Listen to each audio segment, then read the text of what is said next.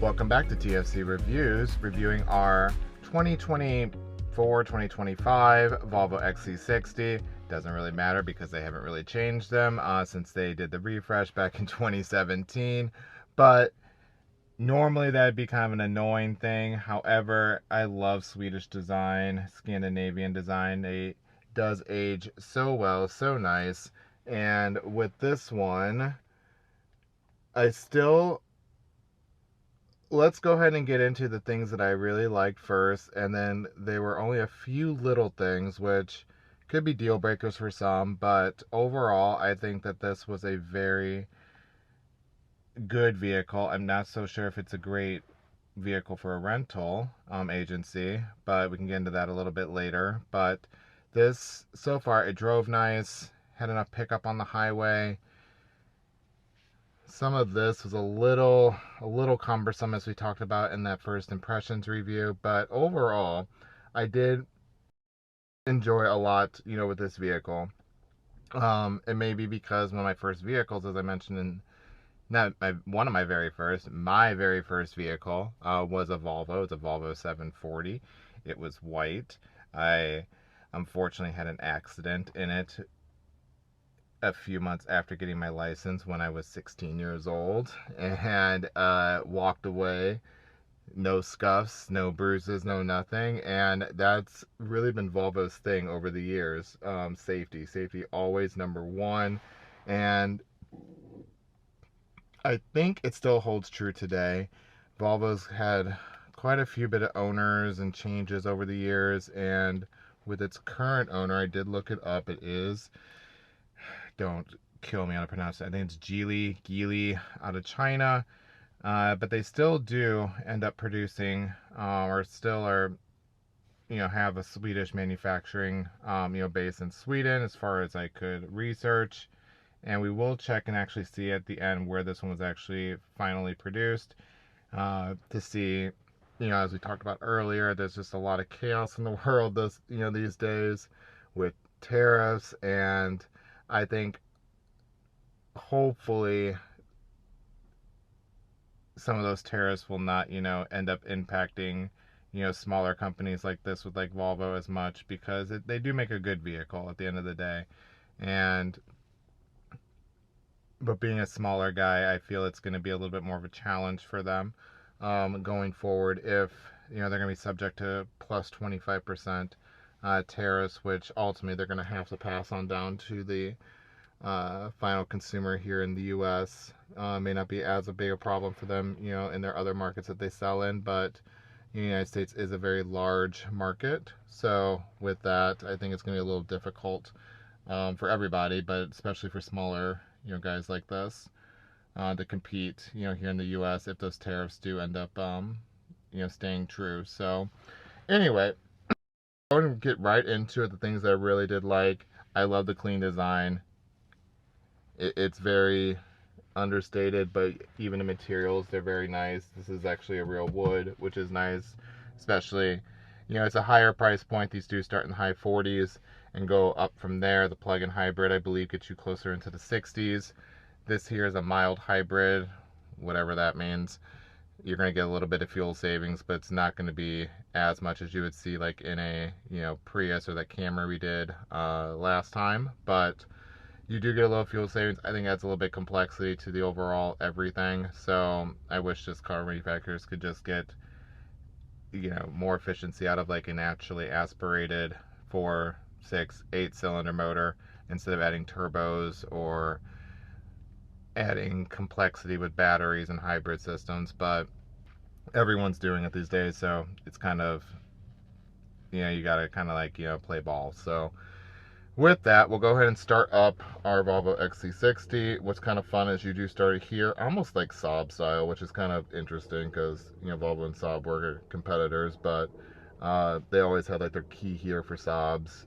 And so having this here, even though, again, these were, kind of crosstown rivals back in the day, but it is fun to go ahead and start it down there. You get, a startup screen here. It's gonna yell at me because I don't have my seatbelt on. Getting into a couple of those things that we'll stick with things that I really did like. very nice and crisp screen here. It's not that configurable, at least I could not figure out how to configure it, and it's very just, everything's very simple. There's not a lot of well, there's hardly any buttons these days, but there's not a lot of really anything to kind of interact with. You have like your cruise control over here. I couldn't figure out what the left and right did. It's been a long day, but you know, you're up down for your speed control, your gap adjustment there. This voice assist was very good. So the Google based navigation and infotainment has been very, very good. However, it's funny. So like you look here, so if you want to drive with Google Maps, turn on the location on the center screen. So go here to Maps. Welcome to Google Maps. God, early spring. Go to settings, turn on location to enable.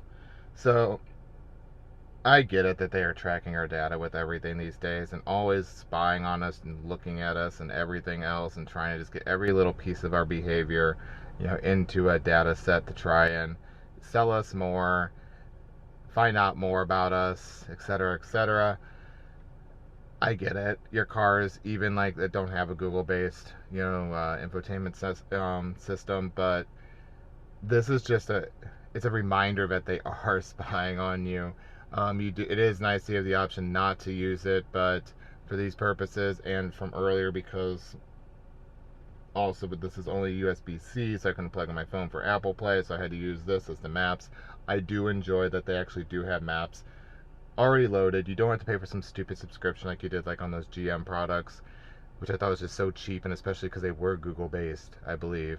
I can go back and overlay it, but regardless, you had to pay for a subscription, which I think is just ridiculous. So this worked very, very well.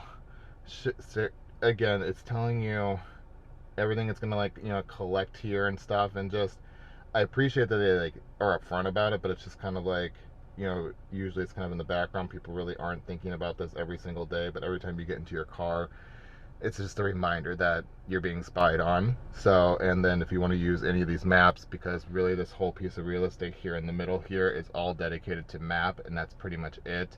It's either map or a blank screen. And so if you want to leverage this piece of real estate here in the middle, then you have to accept all these terms to get to see a pretty map there. So we'll call that I don't know if I like that or yet or not. I will say having a map here is very convenient. It's very safety forward, that you're not going to keep your eyes off the road. You have all your directions and everything right there. That's great. And then more privacy stuff. And so now you can be in your maps. But the voice assistant works so well. So we'll do it real quick. Directions to New Haven train station. New Haven Union Station is 1 hour, 6 minutes from your location by car in light traffic. Wonderful. So you can see it works very quick. That's not necessarily the case with all voice assisted systems. I've had to repeat it multiple times in my Toyota, like when it's a homegrown you know, type of system, you know, if it's just like, you know, made by Toyota, Mercedes, BMW, whoever. This being already using all the data information that Google has, to have that be your AI or whatever you want to call it, your software base for your system, I think works really well. Granted, you're giving all your data to Google now, but at least it works. So good stuff there. Don't like giving up all your data, but at least you have the option to not do it, and they're upfront about what you're giving up, so that's a good thing. I think some of this, though, so we'll say the things I like. Design was great. Driving was great. The seats are great. Super comfortable. Never, ever, ever have I had uncomfortable seats in a Volvo. They're pretty much known for having super comfortable seats. We love, you know, panoramic sunroofs when they work, when they're new. Don't think I'll like it at 100,000, 120,000 miles. However, I don't know if all this is actually going to be working at that time either. Side note, I couldn't find any real reliability issues on these. Like Volvos have been like a roller coaster when it comes to like reliability, and with these, they actually rank fairly decent, you know, reliability. So that's something to keep a mental note of if you are looking at these in the used market. That they shouldn't cost you too much trouble, at least until you get to what I call the 100,000 mile of maintenance hell cycle with your vehicles. Pretty much at 100,000 miles, you have to replace everything, and everything starts breaking. So if you are buying a used vehicle, buy one at 130, 140,000 miles, because hopefully all that maintenance should already be done for you. If it isn't, well, that vehicle is not going to be running for very much longer. And if you buy one, you know, with less miles, then you're going to be doing all that maintenance yourself, which can be very, very expensive because you're usually replacing all suspension components and just anything that was a wear and tear item at that point. So just a nice little PSA for that. But back to reliability on these, they do have done pretty well, so that's good. Again, with these sunroofs, they're very complex, you know, pieces, and they are very cool. They allow a lot of light, you know, into the cabin. But I just don't know. I've always had problems with sunroofs over the years where little components start to break, get brittle, and then they're very, very expensive to start to actually fix and make sure that, you know, your inside, you know, of your car stays dry and actually, yeah, you know, it doesn't end up like, you know, just breaking over time. So anyway, all the other things that I like, materials were good. Again, this like, I'm pretty sure this at least listed, because I don't think this is this, you know, typically Avis doesn't give you the super high-end model, but I think this is the mid-tier.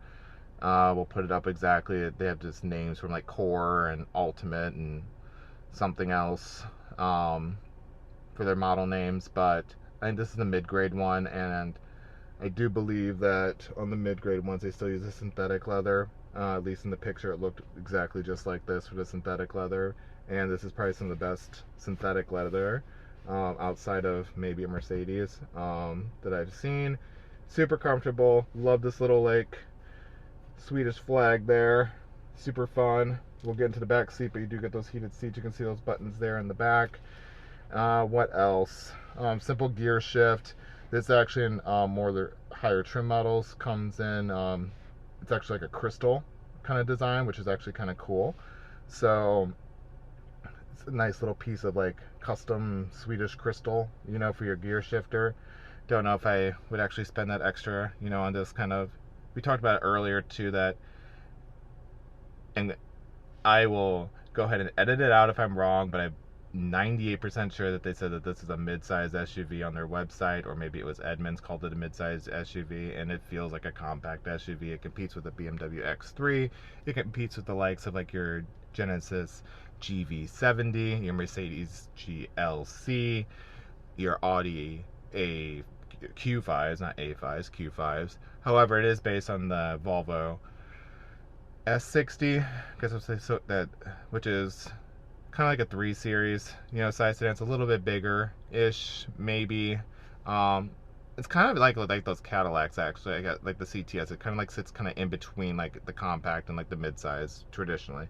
I feel. I'll have to check the dimensions. It could just be an interpretation, or you know, my perception of like, you know, the size of them, but it's definitely, it doesn't feel like as big as like an X5, which I would think is like your mid-size offerings, and that would be more like your XC90, but the XC90 is pretty large. They don't have what I would consider like a full-size SUV really, which would be more like your BMW X7s, your Cadillac Escalades, GLSs from Mercedes. They don't really have one in that a model to compete at that class size, but for its size, it feels fine. You know, I think it's great for like 2 people, maybe 3, but I would not go cross country with 4 people in this. It'd be a very kind of tight quarters, but for 2 people, definitely it's a good size. With us and the dogs, I would definitely have us getting the XC90. We have big dogs, so it'd be a little too cramped for us with all 3 dogs back there. But overall, like, it's good. So went into a lot of the things we liked. Now let's get to a couple things where we did not like. climate controls here that are part of your digital screen are a big no-no for me. So case in point, you start up, your fan's on automatic and it's blasting you with a high-speed auto fan. Instead of just a nice, turn it off, you have to go into here, and then you have to then figure out which little setting you're going to press. Also, as you can see on here, it's on 1. Let's count how long it takes for it to get to 5, 3, 2, 1, 0. So almost longer. And I already hit 1.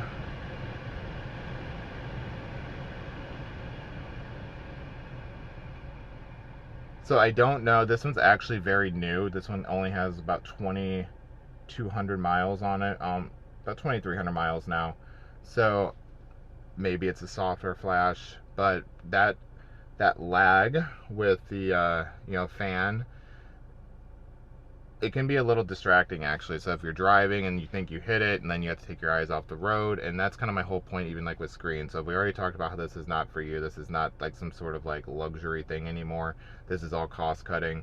And so now we're at a point of like where even like with not having these physical controls here can also be a little bit of a safety issue, because again, as I mentioned, you have to now go into a sub menu, and then instead of having like one action, you have at least 2 actions to actually complete the function. So that's my opinion on that. We'll let the jury decide if if we're going to go back to buttons. I don't think we will, but I will be the one that will be on the front lines of bring back the buttons for us all. You'll see me there. So anyway, that's that for that. A little bit laggy on there. This interface, once I got a little used to it, it was okay. I still think it's a little bit weird and clunky. So one of the things I did not like was that there's no real home screen. I guess this could be your home screen, I guess. If you're always in CarPlay, again, your phone has to be plugged in. We talked about that earlier. There's no wireless CarPlay at this trim level, which I think is another kind of a ding. You are kind of in that luxury price point, and so you get wireless CarPlay on a Ford Edge, so which is discontinued and was a 10-year-old Ford. This is a 7-year-old Volvo. It's supposed to be a little bit more premium. You should get wireless CarPlay, as being a luxury vehicle. But on luxury vehicles, I do tend to see that things that are kind of basics, like you would see like on a Hyundai, Kia, or even like on a Toyota or something, are options on a luxury vehicle. And I think that's just bad. You're not being a very smart consumer. If you're just looking at black and white, why would you go buy that luxury car just unless it's just to have that badge? The spend just really isn't that good. So of course, buying a car is a lot more than just the spend. There's emotion, there's preference, there's a whole lot of other factors that go into why you purchase the vehicles that you do. And with that, I think it doesn't all have to be based on financials and what is the best spend and who has the best ROI for you. But with that, I do just, with the luxury vehicles today, everything is kind of an option. Porsche is really notorious for that. So you're not getting a good deal when you buy a Porsche, and you have to pay extra for cup holders and floor mats as an option. So, digressed a bit. With that, also, we do have to kind of keep this rolling because we are running a little bit behind. So, went over that. This could be a little bit better getting into all the menus. It is nice, I guess, that the owner's manual's here, but however, as I mentioned, if your screen goes out, then, or if you're having issues with your screen, or you don't have power, or you're trying to figure something out, if you don't have, doesn't have a book, it has some books in there, so maybe there's some things that can help you out there. It feels a little cheap, but you really don't see that. That's kind of plasticky, but at least you have some soft touch there. But if you did need a quick search off the side of the road just on how to operate something, I was trying to actually figure out how to configure this, and this was helpful last night. So you can, and it's pretty intuitive, which is kind of nice. If you're trying to figure out the dash, your instrument panel here, and like what you can do here in the middle. It tells, it brings it up pretty quickly versus digging in a book somewhere. So it's nice you have, kind of dual digital solutions on how to operate your vehicle, but then also analog solutions with an old book, there too. So you hit this button here. This will take you back, I guess, here to like, this is, I guess, your main screen here. This here is getting into settings. Some settings. One thing I thought was also a little bit odd. So typically, like for all your driving assist features, and maybe I just can't figure it out, but usually you can access those through here on your menu, like through your steering wheel controls. But no, like I think this button here only, which is odd. It just kind of does that. And to me, I think that's what's gonna wrap up some of this video, is that while I think Volvos, they still make a good, safe, comfortable, near luxury vehicle, there's been some cheapening of the experience a little bit. And just like with this, for example, why can't I access my menus like, through here for my driving my driving assistance settings? I have to now go through here, take my eyes off the road, dig through some menu for my lane keep assist and all that. Usually it's a lot more, you have those kind of buttons hard coded, or at least like you can keep your eyes on the road and look, here, on your dash. But so that's another little ding. But overall, it's not bad. It's not bad, especially when you consider what the other options are in the marketplace today. Looking at this used, it seems to actually hold its value decently. I was looking on Carmax a little bit, and they are still stickering like, for the high 30s, low 40s in the used market. So I don't think you're gonna get that much of a deal per se. Might as, a new one might still be the better option, especially if you can get, very low financing. And then you get the experience of having a new vehicle. I'm usually not the one to always push like a new vehicle, but they're holding their own in depreciation, it looks like, at least when I'm just doing a quick search on Carmax. And then I like to kind of keep apples to apples, so when I do look for just what's out there in the market, I will use Carmax just as kind of a general guide, just to see where pricing's at.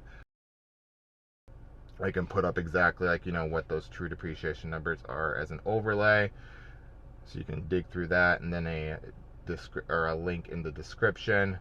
But yeah, like would I do this one over a Genesis or the BMW or the Mercedes? I think it's gonna be personal preference on design. The Mercedes we drove a way back. It was very flashy, flamboyant, had drama and like the styling. You're gonna also have drama in the maintenance on it, and they are not nearly as reliable. Also, I do appreciate again that this is real. This is like a real wood on that Mercedes. It looked cool. It was like a chrome finish. However, that's a big sticker, and they peel off, bubble off, and they look like just hell after a while. So that gives me, I do like this understated design. It's nice. If you're, you need that flash and stuff, then well, we already know kind of what your decision's gonna be. If you're looking at between the Genesis may be a little more fun to drive. This, while quick enough, it's comfortable. It's not, you're not doing laps around the or Nürburgring or driving down the Autobahn. At least in the United States, we don't have an Autobahn. But maybe in Europe, maybe it can hold its own on the Autobahn, but our Autobahns. But overall, I think it's going to be maybe a little bit more reliable than the BMWs. Anything out of Japan, like, I've never been really that interested, like in like your RDXs or stuff from Acura, even from like Lexus, like that smaller, not the RX, someone below that. I think it's an NX something.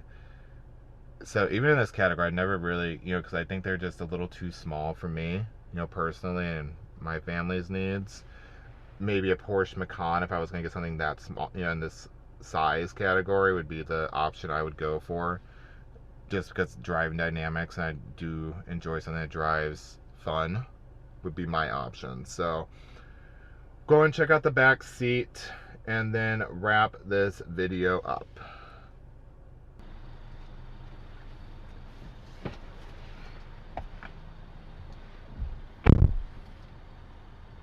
So sitting back here in this Volvo XC60, I'm always paranoid about closing that front door that I'm not going to be able to get back in. It's going to lock itself, so I do apologize if the noise is a little bizarre. But again, this panoramic sunroof really does make this not feel like a big cave back here. It is very nice. And another nice thing about, you know, these kind of like these near luxury touches, you get like your vents up here versus, you know, the cheap way to do it's kind of like, you know, down there. But I did mention you get these nice, like, you know, heated seats for back here too. So some nicer touches. The doors, they feel nice. The door cards, that's a little cheap, but it's okay. But this here, we actually, you know, are touching and placing your arm, you know, is nice. The seats are super comfortable back here too. You got nice little map lights up here. I don't know what that is. Maybe some sort of hook handle thing, but overall, it's not bad. Again, you know, the seats push back too, so again, I'm 5'10", 5'11" on a good day, and you know, I have enough room back here. Back seat space for your cargo. I mean, your cargo space. It's okay. We can put the dimensions. Again, I'm calling it a compact SUV. It's not. I'm not calling it midsize. So for a compact-ish SUV, it's okay. Again, one person back here, no more than two, would be okay, but anything more than two would be not okay. Even two is going to be a little bit, with two up in the front seat, would be a little bit cramped in here, but the panoramic roof does help, so keep that in mind. If it's just you, a partner, or someone, then this could be a decent option for you. And if you just haul people around a little bit, you know, every so often, then it could work for you too. Now let's go back up to the front and wrap this video up. So back here with this Volvo XC60, and yeah, I think it deserves a decent look. You know, if you're looking in this category for anything that's like a BMW X3, Hyundai or Genesis GV70, Mercedes GLC, or even if like you're looking at a little bit, you know, if you're looking at this maybe in a used, or maybe like a new, like, you know, Audi Q3 or a BMW 1 Series or something, a used one of these might be, you know, a good look, you know, too. If you're looking at a new one of those, you know, lower tiered models. You know, they've only had 2 generations of this. You know, one that was kind of under Ford in the early 2000s through the mid 2010s, and then when Geely bought them, you know, they refreshed it, I believe, in 2017. So the design's been around a while, but you know, as I always say, like, you know, you always want to get like the later, you never want to buy that first model year. I'm gonna get that right one of these days. You never want to buy that first model year, but since this has been around for a while, they should have been able to work out most of all the kinks. And as I said earlier, I couldn't find any real reliability issues. And then I can't think of the name of the site, but it does rank, you know, fairly high in reliability, you know, when you're comparing it with its peers. And I think that's a good thing. So if you can handle some of the infotainment issues and Google always reminding you that they're watching you, then, you know, this could be a good option. So with all that, let me know what you guys think. Would you buy this, or, you know, you're in the market for this size of SUV? Do you think, you know, it's just been around too long? Do you think tariffs are going to just put Volvo out of business, at least here in the United States, and maybe globally, since the United States makes up such a big market or share of their, you know, sales, and such a big market for them? Put them in the comments. Let me know. I have my own thoughts on it. I'll reply back to them with those thoughts, regardless, and I think can drive some really good conversation. So thank you again for watching. Please make sure to like and subscribe. I do appreciate it. Send it to your friends, and we will see you in the next one.